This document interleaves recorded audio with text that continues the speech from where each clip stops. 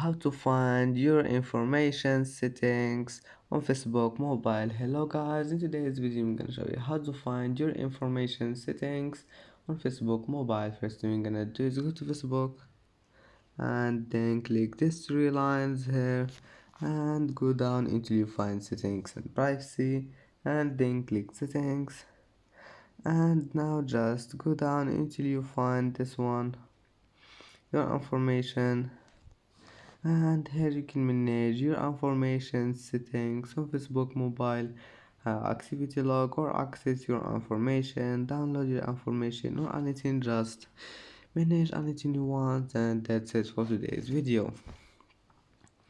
If you like this video, please don't forget like and don't forget subscribe, and thank you for watching this video, and see you in the next video.